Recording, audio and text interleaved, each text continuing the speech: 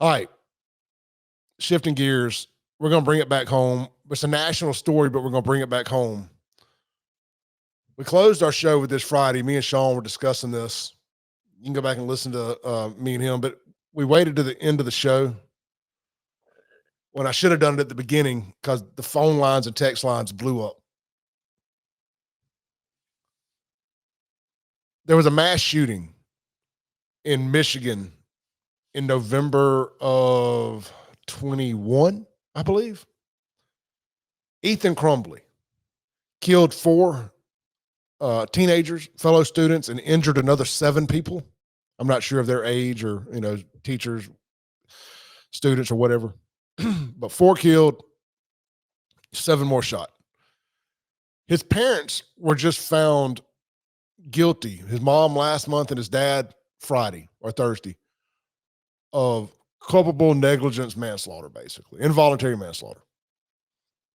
And both of them are looking at 15 years in prison because they knew he had a problem of a history of mental instability, of problems. And they still was either bought him a gun or he had access to one of their guns. Something. Basically, they're going to jail because of bad parenting. I was like, okay, hey, look, I'm a fan of that. I'm a fan of putting habitually bad kids' parents in jail. There's a law passing around up in North Mississippi that they may start doing that up there. The police chief or sheriff said he was going to start arresting some parents of juveniles, people under 18. Hey, I'm all for it. I made a video about it. I'm on record, so I'm going to keep that energy. But how about, let's go back and let's talk about a specific incident here in Jackson. 3 juvenile delinquents broke out of the Henley Young Detention Center a couple months, last month, I think. They stole a vehicle in the parking lot. The next day, they carjacked at gunpoint, I want to say it was a woman in a white van in Jackson. Then they got down somewhere else and carjacked somebody else at gunpoint. Then wait.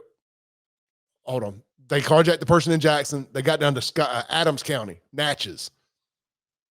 They saw a lady walking out of a church, a little old church lady, just walking out to her car, minding her own business, had a Bible in one hand and a Constitution in the other. And what do? They tried to rob her for her phone. She goes, no, you can't have my phone. They said, yes, ma'am, we can. They shot her. Then they stole her phone and her car. They're on a run for a couple days.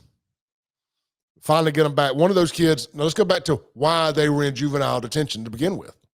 One was in there for capital murder. He carjacked somebody and killed them. The other 2 were in there for carjacking. They had not killed anybody. Now, can I not, and oh, hey, by the way, they had all 3 tried to escape, or not tried to, they did escape the same facility no less than a month prior to this. So these are just hellions. The world's going to be better off without any of them on it. I mean, they're shot, they're ruined, there ain't no coming back. Jesus can't save these guys. Should their parents be charged with something because of their behavior? Clay Edwards says yes. I don't think it should be a manslaughter. I think it should be whatever their kids are charged with, they should be charged with. Like, there's got to be a limit. Now, every now and then, somebody with complete mental illness is born into the family, and no matter what you do, you can't get them right. But as long as you can prove you went down a path of trying everything you could to get them right, I don't think you should be charged with anything. I don't care what they do. As bad as it may be, as horrific as it may be. You can't hold somebody's hand 24/7. I get that. But if you're at the first time they get in trouble, or the second time they get in trouble, or the third time they get in trouble, and you ain't doing the things you need to do, then you need to pay the consequences and repercussions of those actions. You need to suffer the consequences and repercussions of their actions. It ain't that hard to be a good parent. It just isn't. More people than not are good parents. Otherwise, we wouldn't have a civilized society at all if that was the case. So yes, I think the parents should suffer some consequences and repercussions. Michael says, accessory. Yeah, I mean, something. And I'm going to tell you, I don't think you would have to do this too much either. I think you make a couple examples out of some folks. Word travels real fast. I hate to say it again. I'm going to plug it. I'm going to say it anyway. Word travels real fast. Hey, man, these folks ain't fucking around. Folks is finding out.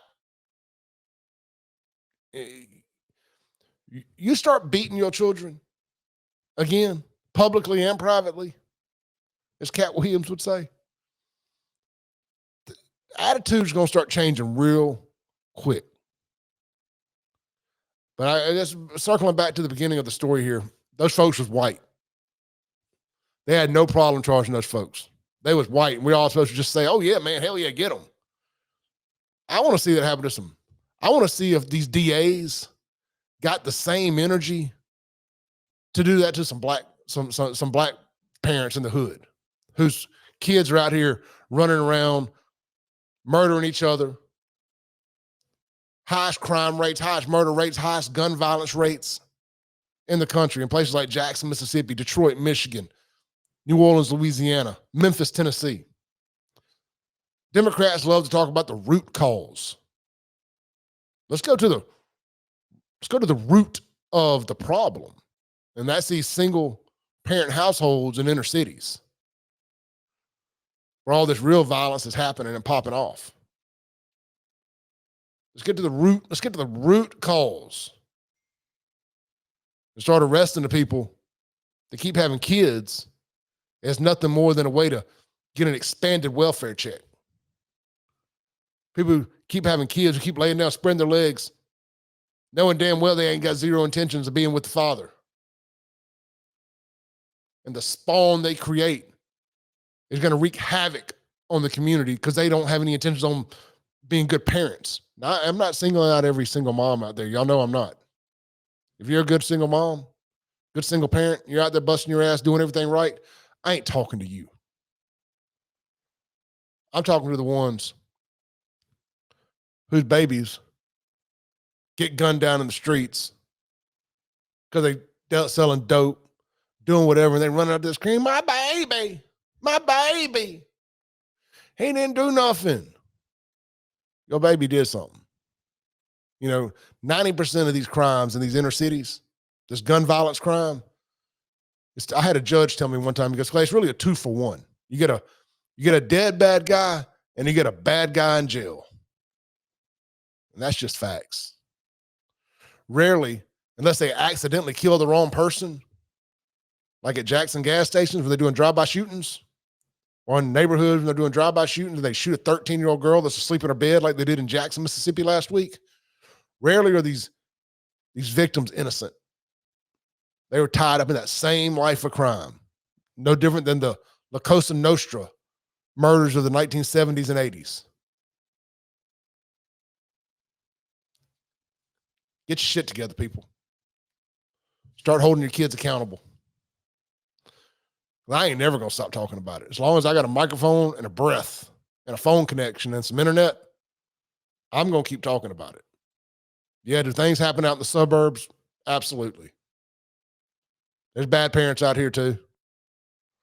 Just a lot more of them in places like Jackson, Baton Rouge, Birmingham, Memphis, Shreveport, Louisiana, Chicago, Memphis, New York.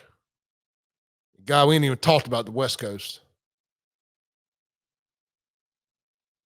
Y'all tune into my radio show tomorrow morning, 7 a.m. to 9 a.m.